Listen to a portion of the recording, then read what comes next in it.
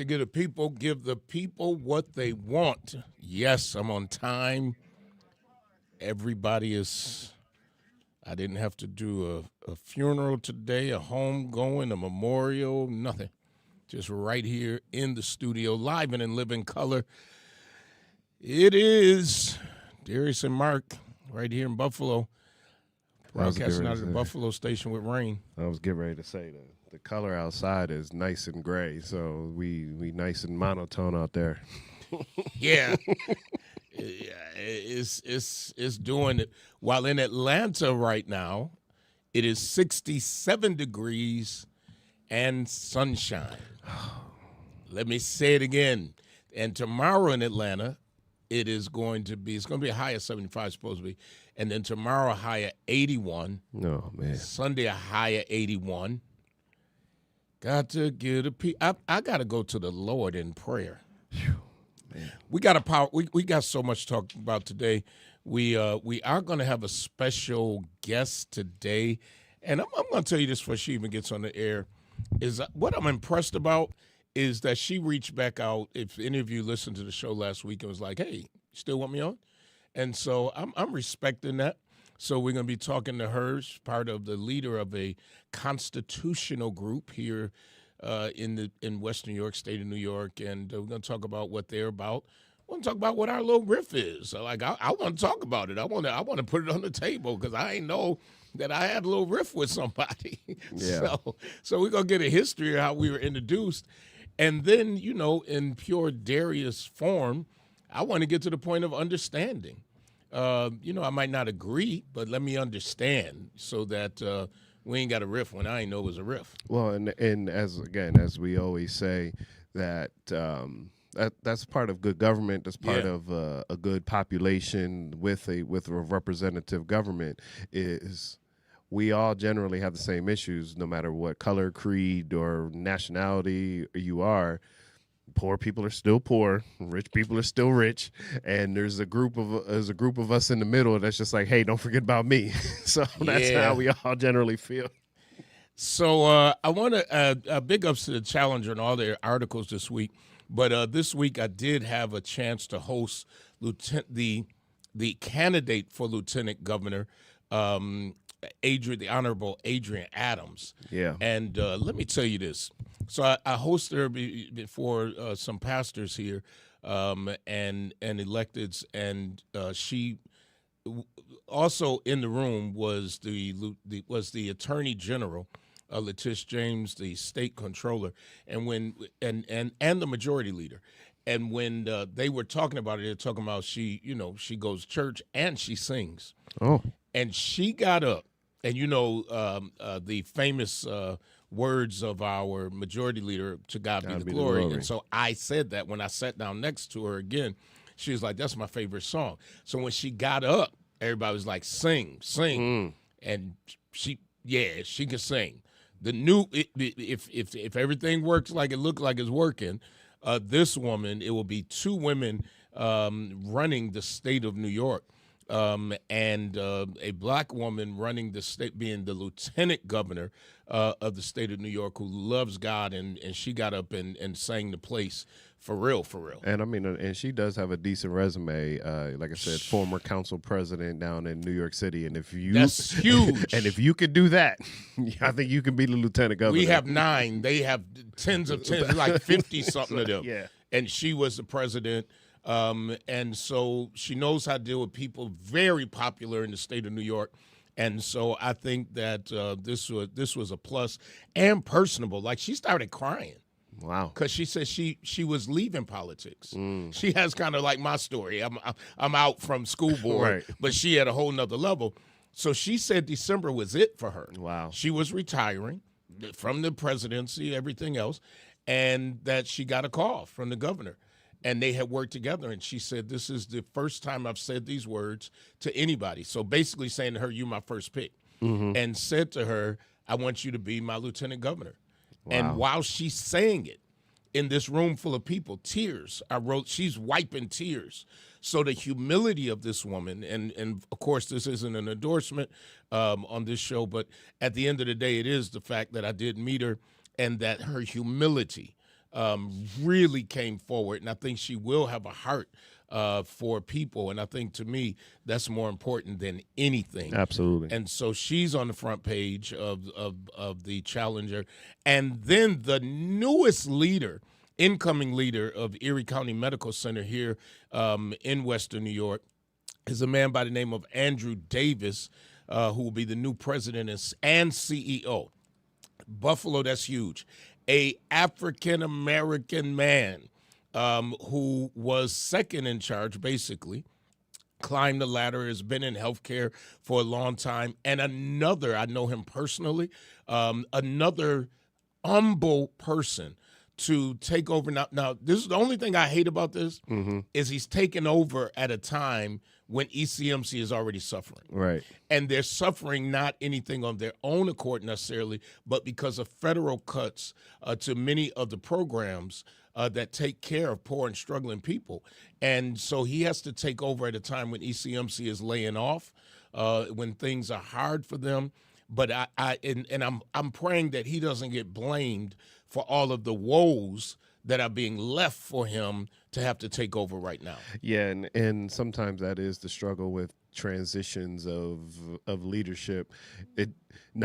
Most of them don't happen when the organization is at the top or at the pinnacle, you know. And so the next leader generally is cleaning up a mess, right, or having to fix the finances or something like that. So, but sometimes you need that fresh face, the fresh ideas, to make those changes. So kudos to him and prayers out to him. Prayers out to him. And don't listen, if you go and you got to wait in the waiting room, don't blame him because he's just taking over. Because you know how we do. Yeah, we be the first one. Ever since the black man took over, now we got a longer wait. It's the same wait. Same wait. Same staff. At the end of the day, congratulations to him. And then finally, BMHA tenants fight back against neglect and displacement. I hope they get it together on that side. Listen, I was watching the live stream from somebody on social media, and I was just like, first of all, that was too tight of a room for that much emotion to be in. I was like, I'd have to walk out. That was too tense for me. Yeah, that needed to be held at the library where everybody got 4 seats in between them.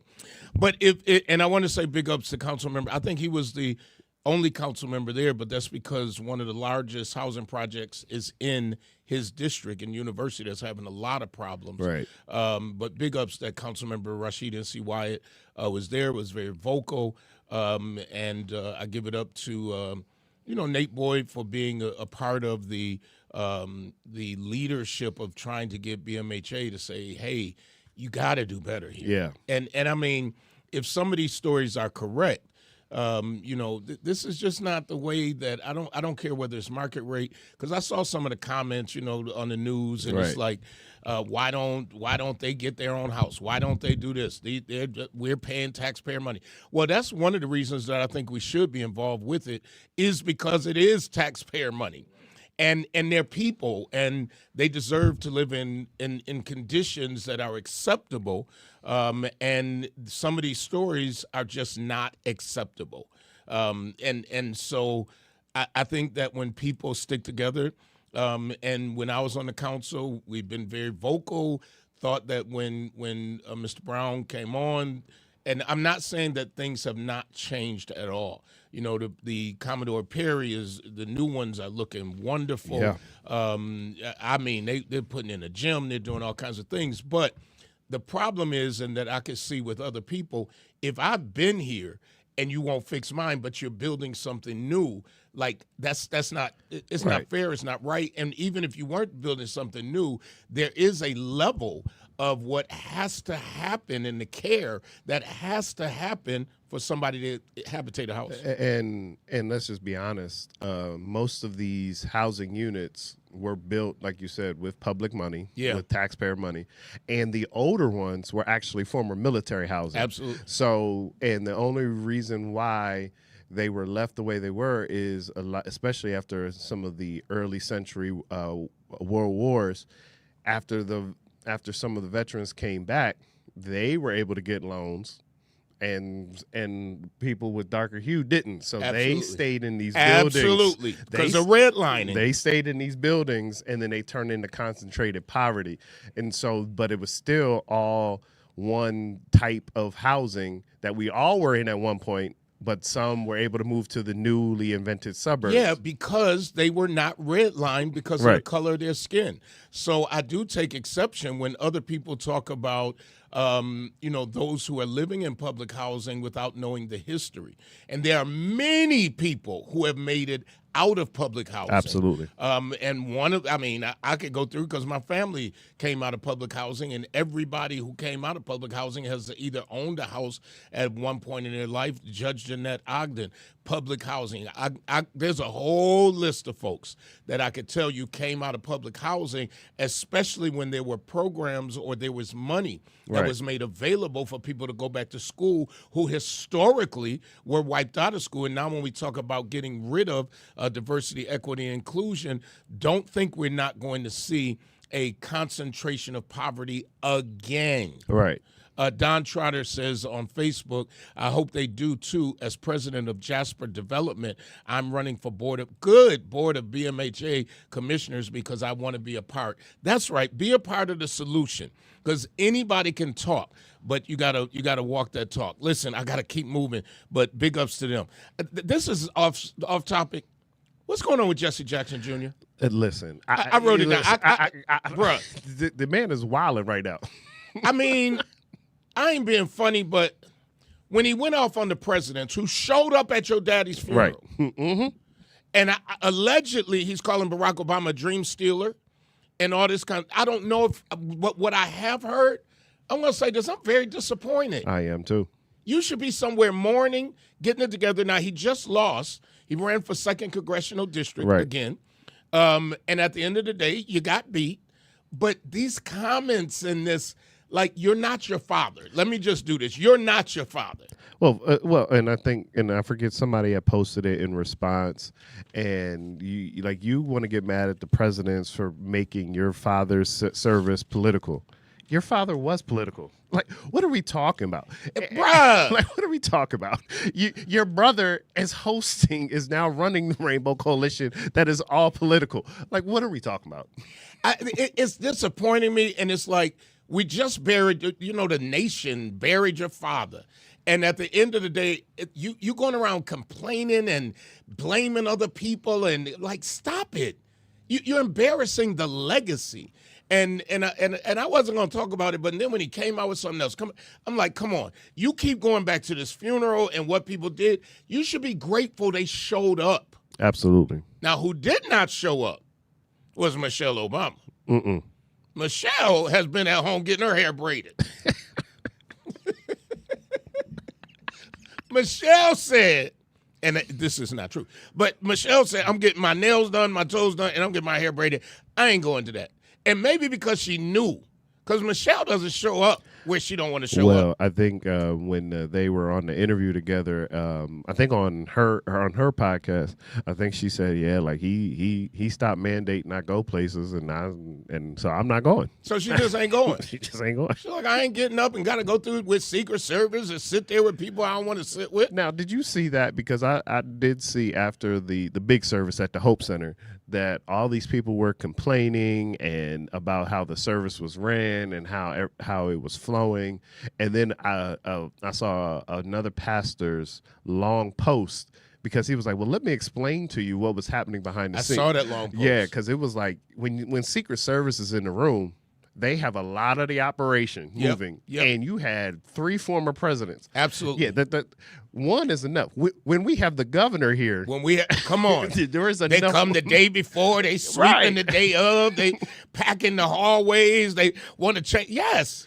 And so yes, everyone, when you normally just coming for a regular service and funeral and homegoing, yeah, you can't just be happy and joyful. Absolutely. But the ones like us behind the scenes, we are running the entire time trying to make everybody comfortable. But let Barack not have shown up. Oh, yeah. It would have been like, oh, he was jealous. He showed up.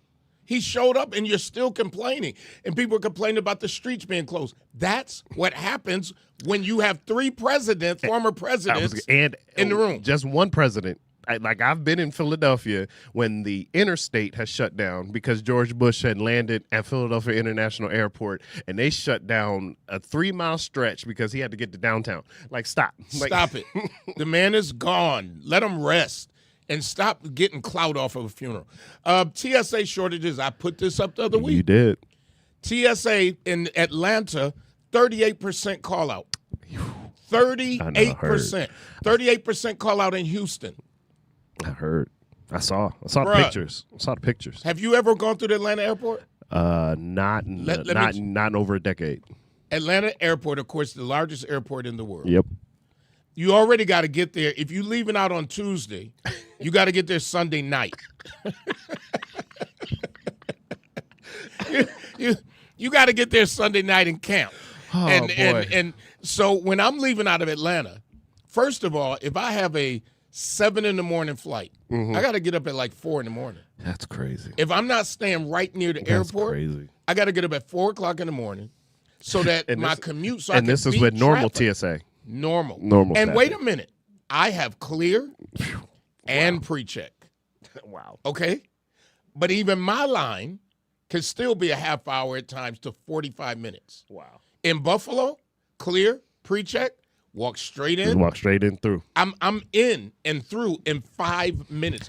And Buffalo TSA has a whole new thing now where I don't even pull out my license or ticket. Wow. All eyes. Wow. All eyes. Oh, and yeah, the little yeah. thing opens. I did that the one time. Yeah. Yeah. Yeah, and that's like you said, the thing with Buffalo is, in that whole 2 hours, Buffalo, you can be about 30, 45 minutes sometimes. Bruh. And be at the gate. Like, We're still going to be at the gate if you don't have anything. Yeah. But in Atlanta, yeah, I saw the pictures. when I say the line was going around to baggage claim, and if you know the Atlanta airport, that's a long way. That means let me take this tie down. I had a meeting this morning. You know you're going to be there for a while. Yeah. But this is what I say. And our Langworthy, the Republican from this area, has a bill in right now to pay TSA. Good. So I got and unless I read it wrong, I'm glad. Now the Dems been wanting to pay TSA, but it won't pass. And so I think, and people say, well, it's other people not being paid. I agree.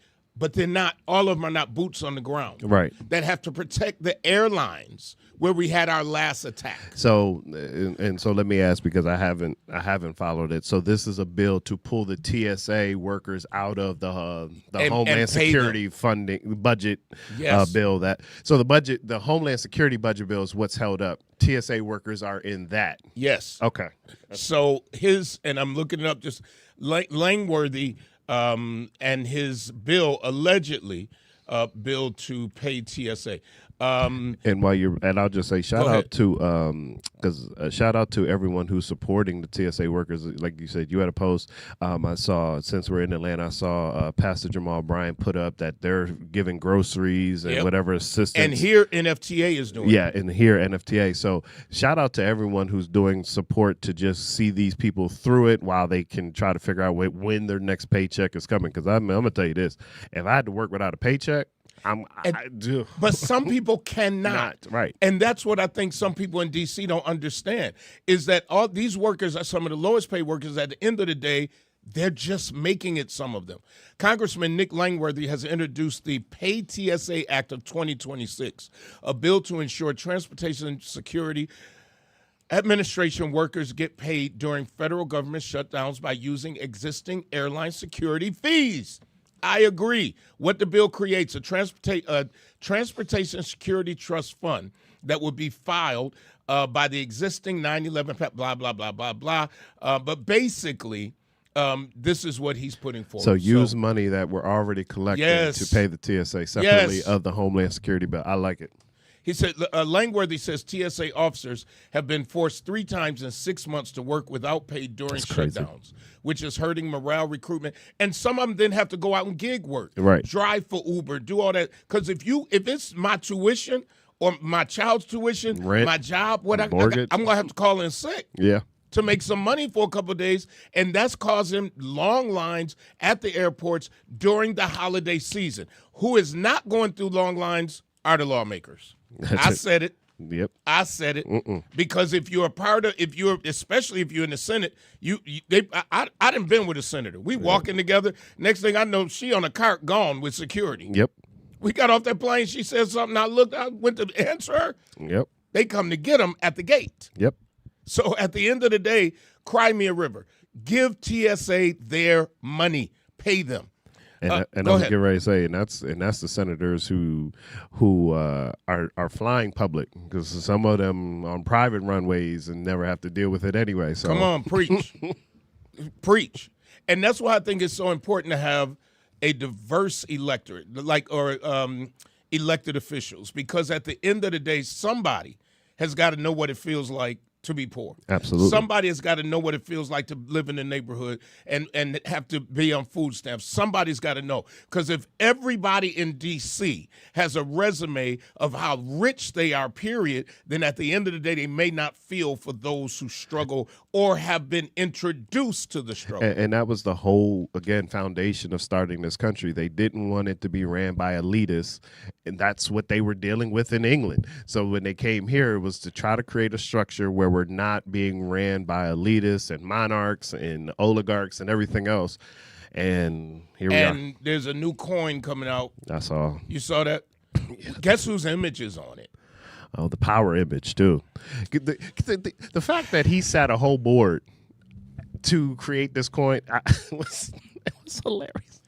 Before we go to commercial and we get ready to bring a guest on, City of Buffalo, the mayor, I'm not going to say announced. I guess it wasn't a presser. He was asked a question, and he said that he's going to propose a 25% property tax hike. Now, listen, I got a lot of calls, a lot of people panicking. Before you panic, listen to this. The mayor proposes, the council disposes. This is a time that if you understand it, because there are some people saying, hey, we knew this was coming, right? Because he did say when he was running that he was going to raise taxes. But others are saying we didn't know it was coming that far, this fast or this much. I need you to understand there is a process. And the mayor proposes the annual operating budget and a 4-year financial plan. But nobody really cares about the financial plan because it all changes in a year. The amount of years nobody worries about. Exactly. The Buffalo Common Council reviews, holds hearings, amends, and adopts the final budget. Then it goes back to the mayor for his signature. But at the end of the day, there is still time. His budget, I just need everybody to understand this, has not even been submitted yet. No. So he spoke about what he is intending to submit. And Buffalo's budget calendar is governed by its charter, and it's a budgeting article which sets the deadlines for submission, reviews, hearings, adoption. Now, I will say this. In 2024, the Common Council changed the local law to move the deadline from the mayor's proposed budget from May 1st to April 8th and extended the council's approval deadline to May 26th. Mm-hmm. So there is time, folks, and you just have to you got to be vocal. But this is what I do want to say. If there is not a tax increase, you got to figure out then what do we do? Right. So here's the hard part, and here's the balancing act. Most people say they do not want to cut to police and fire and to services like garbage. Right. But all of those things are going up. Now, this week, and let me say this, I'm not proposing it should be. All I'm saying is the process. At the end of the day, I just read that some people might not get garbage pickup because the trucks are aged. Mm-hmm. And so we do have a problem. Now, where people will say, hey, well, you were there. Well, I was there and I listened to what the people said, and the people said no tax hikes. Right. No tax hike. We don't want them, Pridgen. We don't want them. Okay, we're going to have to pay for them sooner or later. Go ahead. And I was going to say, and in our final years on the council, though, I think Mayor Brown proposed 8%, and I think the last one we did, we got down to 3.5. We still had a tax hike. So and I think we were always a fan of like, okay, let's take the step ladder approach, not the ground sweeping 1 year and try to catch up. Absolutely. After the receipt of the Common Council, they hold the workshops and all that. So you have time within the April to May window. Council members may introduce and negotiate, and we did that all the time. Yep. And so the council has to approve by May 26 or so. So it's important that you know the process. Let me see. Marie Collins says the process. Veronica Bill, yes, the identification piece, they must be relatable. I'm not sure what talking about Congress. Talking about your elected officials. Don Trotter says they have to get other jobs. Still talking about TSA. And Faye Hemphill says, I hope they pass it before I go on my international trip. Yeah, many of us do. And so, wow, did I get everything? Finally, and we're going to commercial, then we'll get our guests on. So in Atlanta, they're experiencing something called teen takeovers, and we had that here. Teen takeovers. That's when teens go on social media and say, we're going to take over this street. And then so it just happened in the Battery over in Atlanta. The next one is supposed to be in the Beltline. So they just flood the streets and block the streets. It's just like a big block party that they decide to have at nighttime. And they just arrested more than a dozen teenagers. Now, let me tell you this, folks. And this was in DeKalb, I believe. But here's the deal.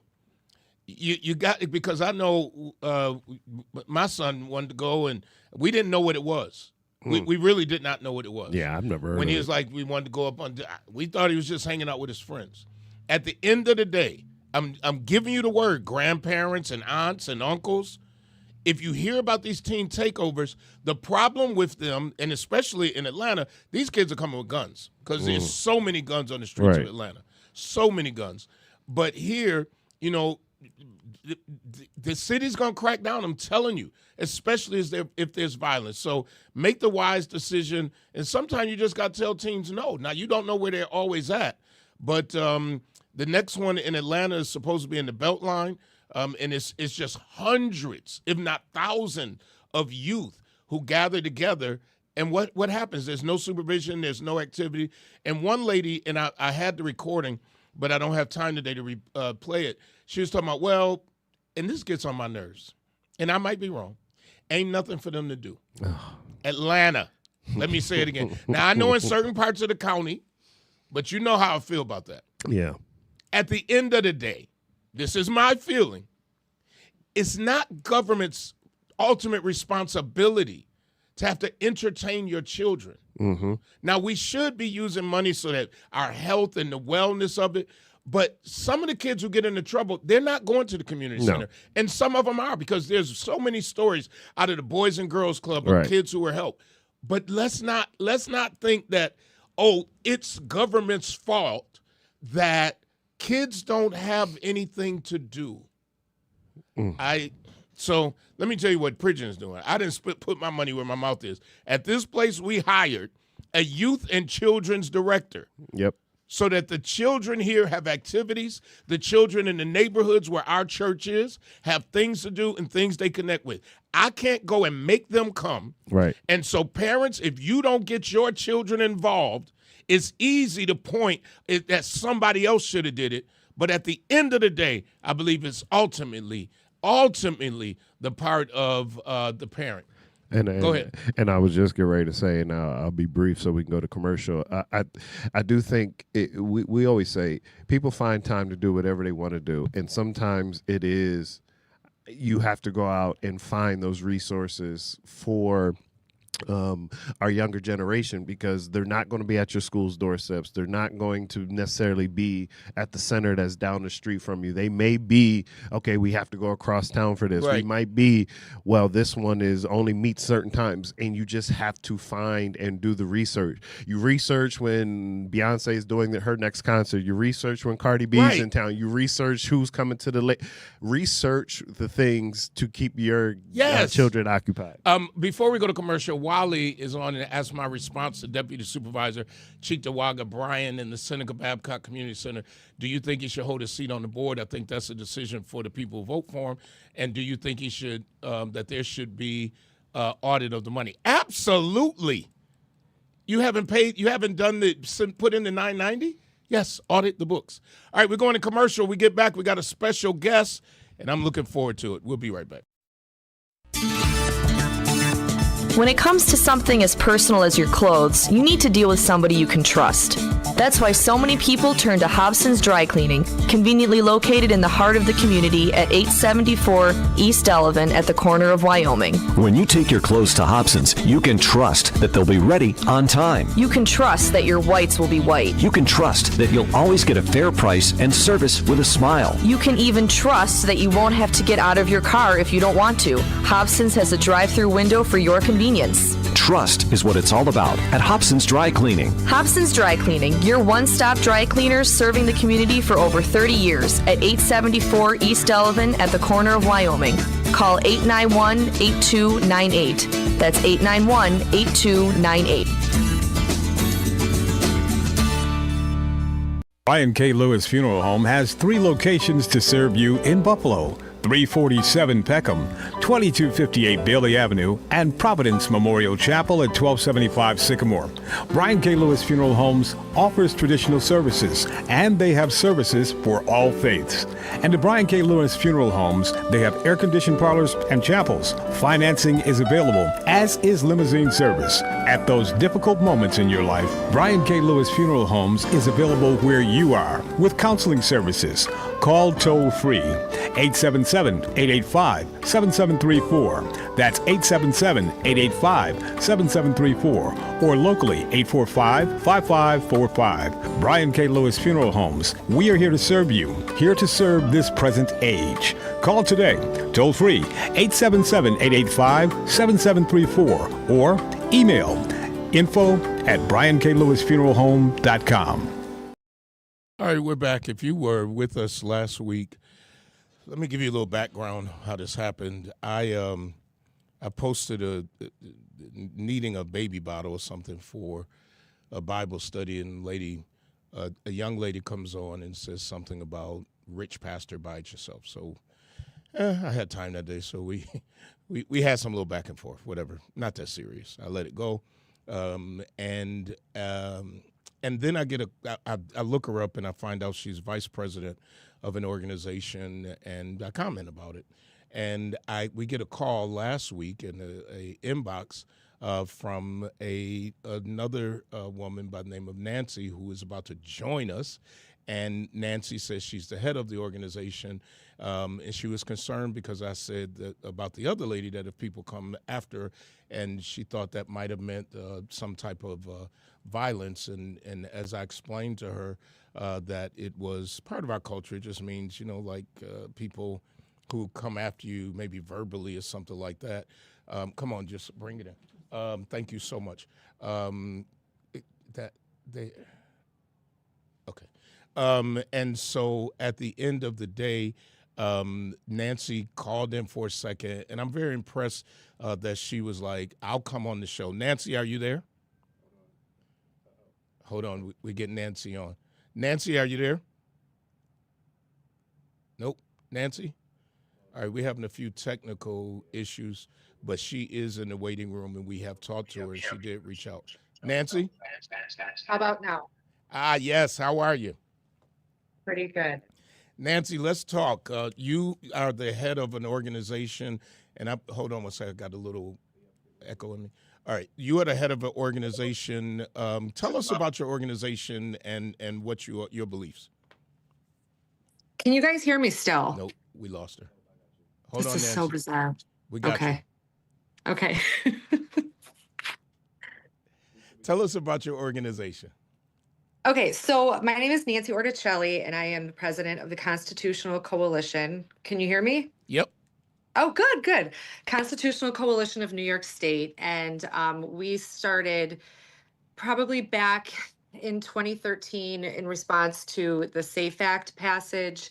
We were a shooters committee on political education, and we morphed into a constitutional group because we wanted to be a group that didn't focus on one part of the Constitution, but on the entire Constitution, because we do see a lot of times single issue voters tend to ignore other points of freedoms for other people. And during lockdown, we became more prominent because we took an anti-mandate stance, and we were more for freedom for the people, freedom for everybody to make their own health decisions. We were against forced vaccinations, and we did a bunch of protests and rallies, and we support constitutional politicians. We hold meetings. We do have a radio show Monday nights on WEBR AM, and our mission is just to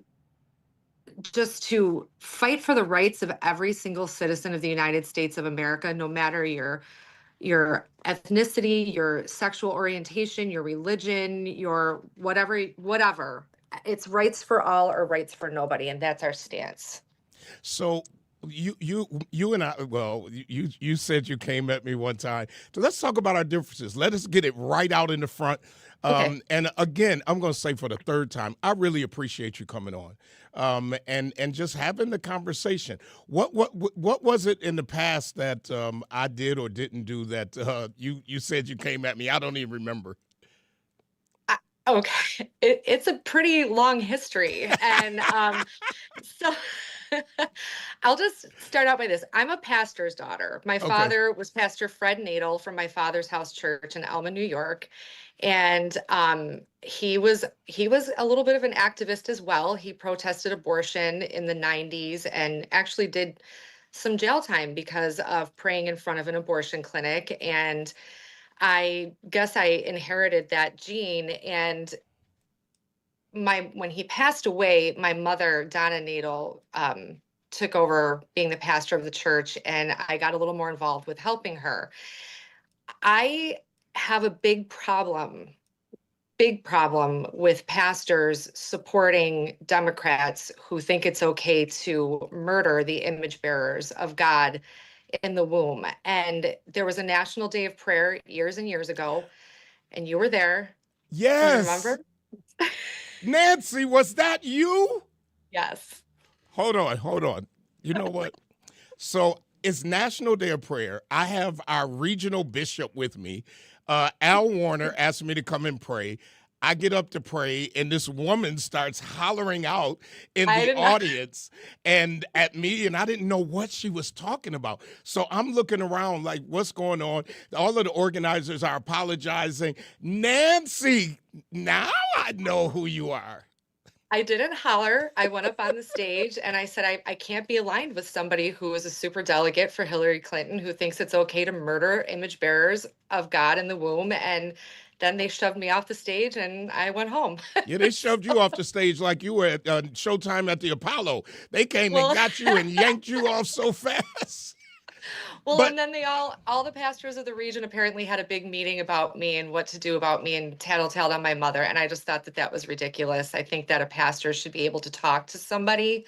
And if they had a problem and were truly concerned for my soul or well-being, talk to me. But it was a bunch of bureaucracy and just it was a power play, and I didn't appreciate it. So I have followed you. I've followed, every time you've had a Democrat politician speak at your church. I think it's really terrible. I'm not going to mince words, and I'm not here to be disrespectful and start a war. I want to be honest with you. I think it's awful. I saw when you said that listening to Barack Obama was like listening to Jesus Christ. That was so sacrilegious. I wouldn't say that about any politician now, I don't remember that I support. Statement, but it's on YouTube. It's recorded. And if a church wants to have a politician at their church and speak, I'm all for it.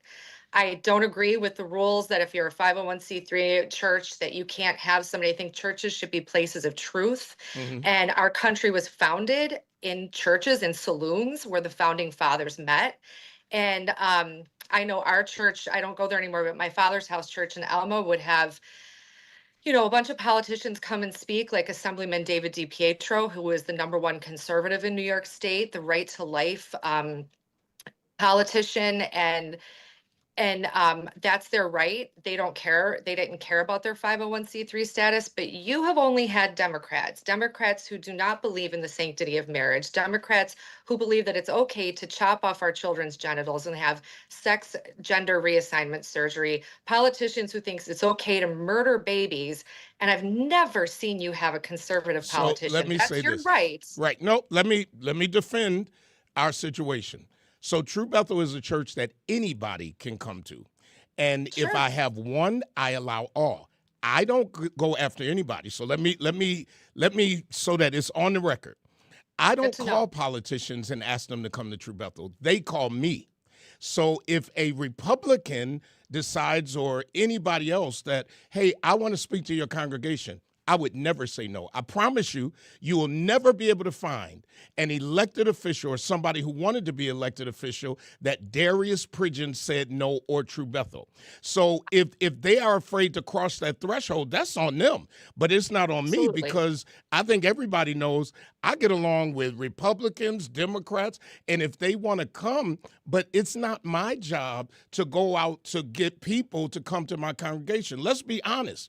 A lot of people don't come here because they know that this might not be the crowd that supports them.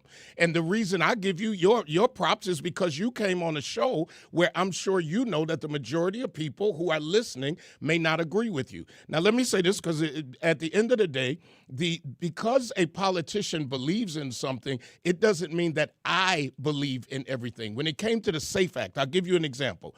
I was invited onto a conservative radio show to talk about the SAFE Act. So it was myself and another person. When I got to the show, right before we went on, I said, you do know that I don't support this. And the guy goes, what? I said, I'm a gun owner.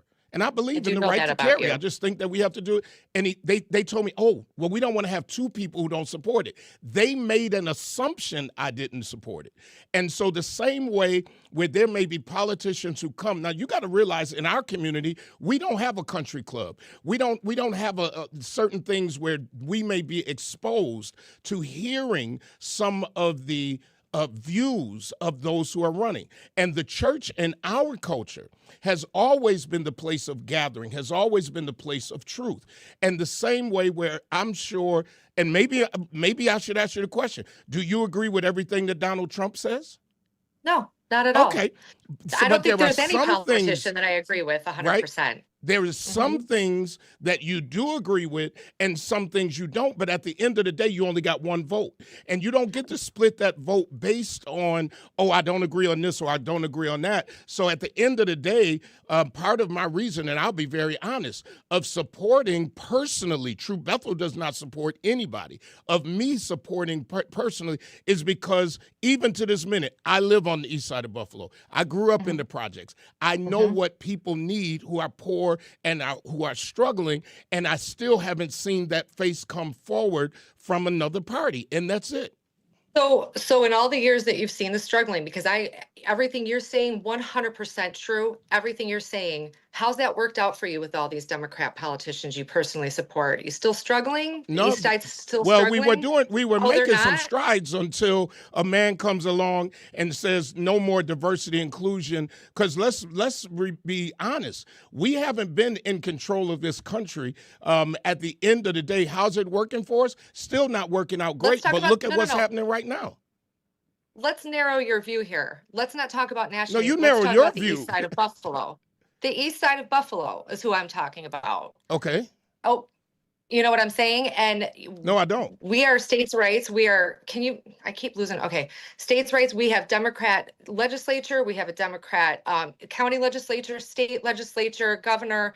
How has that worked out for New York State? I believe it's probably worked out better than if we had Republicans who don't believe in diversity and inclusion. Oh, because we've had them before. Let's go to the state of New York when we've had them before. And at the end of the day, the agenda of the Republican Party has not been about those things. And neither has it fully from the Democratic Party. So you're talking to a person who does not fully support any of them, because at the end of the day, if you listen to our show, I keep saying Democrats have to get it together too. So at the end of the day, there's some things I believe that the Democratic Party stands for, especially when it comes to assisting those who are struggling. And I'm talking about of all races, but also of not being afraid of dealing with the history of the United States. So how has it worked out for us? It's worked out better than if we had made other choices. And we've seen that, and we're seeing it even right now. You don't have to agree. I don't have to agree on your side. But at the end of the day, have you ever, let me ask you this. Have you, your views on the East Side and everything else, how much time have you spent on the East Side? Well, years ago, I used to be a reading tutor on the East Side of Buffalo on a school off of Broadway. My husband was raised out there, and so we've visited, we've been there a lot. I I'm going to give this to you. I'm going to give this one win to you. When you say that Republican and conservative politicians have not reached out to you. And so I'm glad you cleared that up so that everybody knows that you aren't the one going out and seeking them to come to your Yes. church, but that they come to you. I want to let you know that there is a person running for Congress against Tim Kennedy who just texted me and said he would love to come speak at your church. He's So welcome to. I'll give you the contact information. And I hear what you're saying, and I get that. And I don't agree with every politician 100%. I see the city struggling. I get frustrated with my party as well because, well, actually, I'm a registered conservative. I'm not a Republican. I get frustrated because they don't come into those areas and offer a different solution and have a conversation like we're doing right now. I mean, there's a lot that you said before I came on that I agreed with. I was like, yes, I'm like, I totally agree. And I'm super happy that you support the Second Amendment, even though you support politicians who don't. But I want to bring this down even more personal, Pastor, if I may. Yeah. Because at the core of who I am a Christian, and nothing trumps that. Nothing trumps that. I'm a mother. I have 2 children in the Air Force. I just became a grandmother for the first time. And my only wish and goal for my children above anything else is for them to know Jesus. And at the end of their lives, to be in eternity with him. That is my goal. So when I say that you said, I don't agree with Donald Trump about everything, that is so true. It's not even funny. But the reason why I chose him is not because of poverty issues. It's because he, at the core of his platform and the Republican platform, they respect life. There's no murdering. I'm sorry, abortion is huge for me. It's huge. It's an abomination. Is war huge for you? The Bible says that there's a time for war in Ecclesiastes. There's a time for war and there's a time for peace. And is it good for people? I don't know that it's good. I think that there are, if you look at analogies that the Lord uses in Scripture, he uses a lot of war analogies. He's a man of war. He's a man of peace. He's put on your armor. I'm not saying that war is never good. Is it necessary? Yeah, it is. I mean, unfortunately, I think that God uses governments and things like that to draw people to him. That's the ultimate purpose. But let me just finish my thought. I'm gonna let you finish, but I gotta control the show because I gotta be able to ask the questions. Go ahead. Sure, I get it. That's why I knew we would need more than 9 minutes. We could probably go for hours. But I don't believe in murdering children, unborn, innocents. I don't believe in chopping children's genitals off to change their gender. I don't believe in. Right, you talked about that. I don't support the LGBTQ agenda. If they want to do that, that's your life. Live your life. I don't think that government should be involved in that. I don't think there should be funding towards that. I don't care. And so, but you support politicians because of money. Okay, so let me say, what'd you say? Go ahead. I'm done. Because of money. What does that mean? Because you want people, because of poverty. That's your issue. Because of basically what you said. Yeah. Money and poverty are 2 different things. Let me explain. We throw money at poverty in the social programs. Absolutely no. But at the end of the day, we can go, and you're right. We probably need more time to talk about this. I'm a little confused at how you can say you support these people, even though I don't support everything they believe.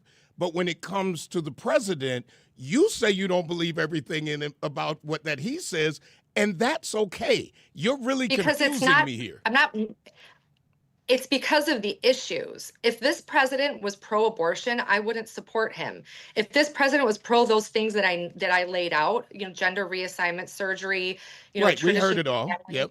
I wouldn't support him. So but you're those supporting... are fundamental biblical moral issues. And as a man of God, you are held to a higher standard. And as a person of God, so are you.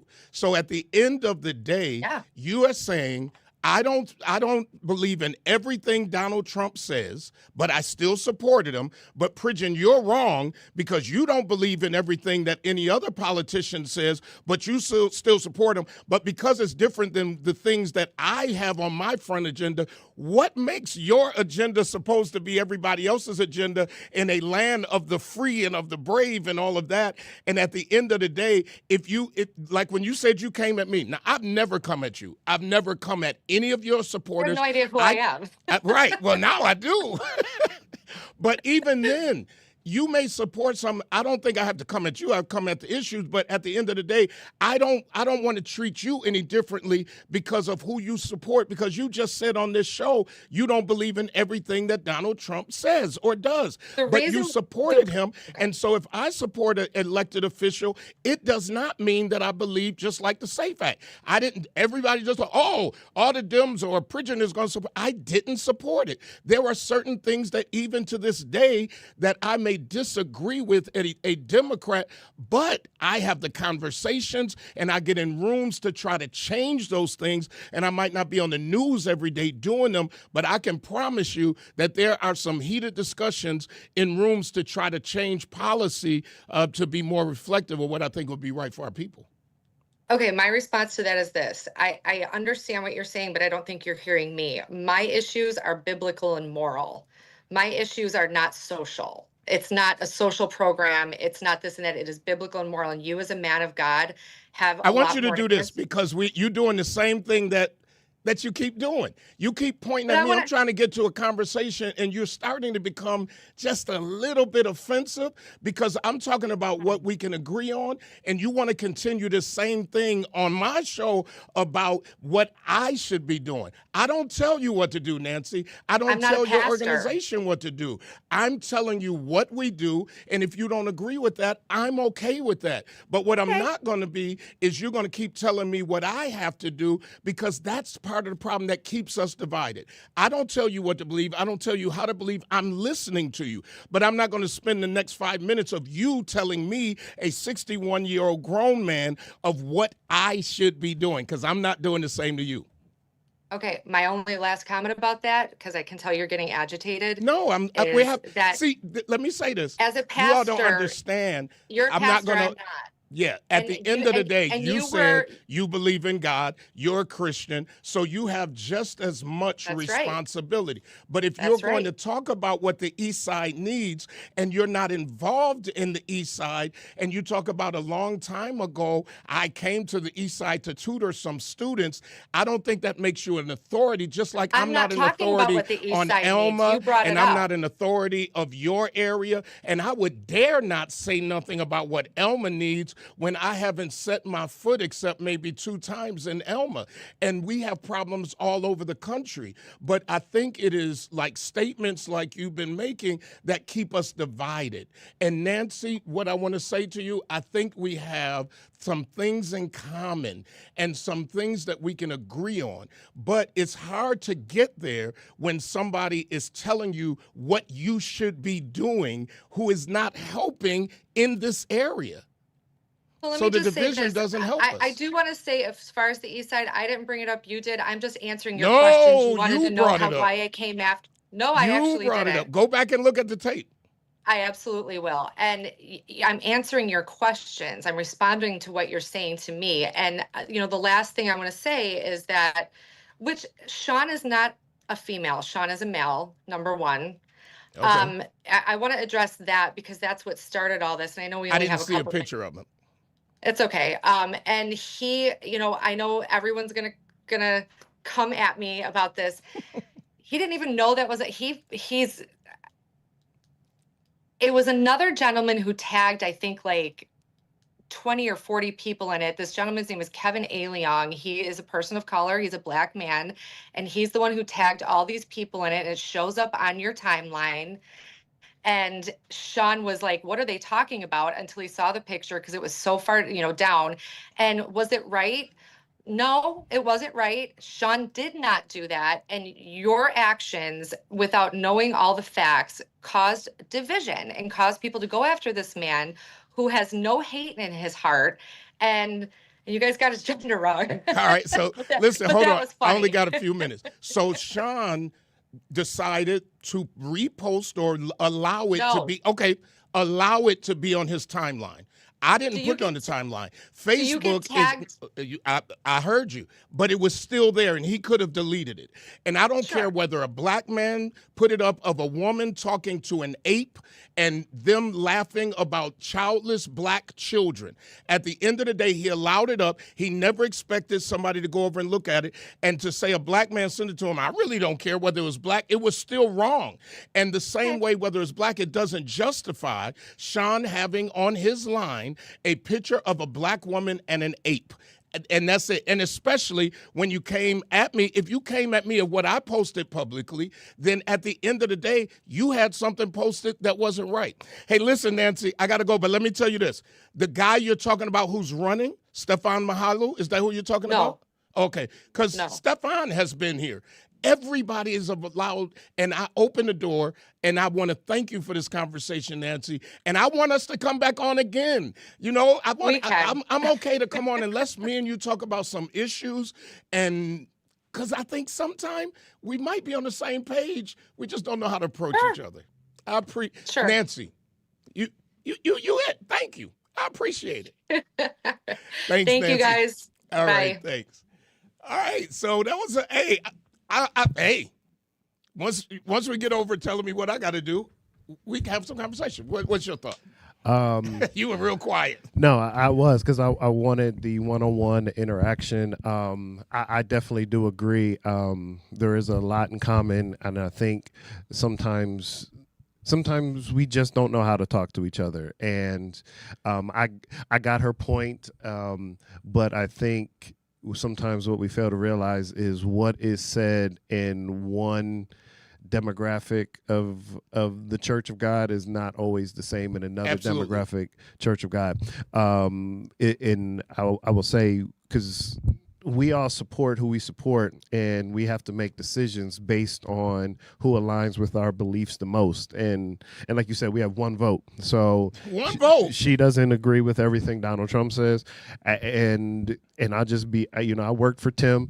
There was certain things that I didn't agree with Tim on. Exactly. And but at the end of the day, we all have a decision. We all sometimes swallow our pride and make a circle in a block and just be like, okay, here's the crapshoot. But I think, again, we all want the same things. It's just, how do we get there? Thanks, Nancy, for coming on. I hope to have her back on. Listen, the Children's Variety Club Telethon is going on Saturday and Sunday. You got to tune in over at Channel 2. And then on Sunday, WBBZ, we're going to raise a boatload of money for Children's Telethon. I know it's NCAA, but you got to go on and switch over and make your pledge for the Children's Variety Club Telethon. Thank you to our guest who is on. It was a great show. Until next week, power to the people.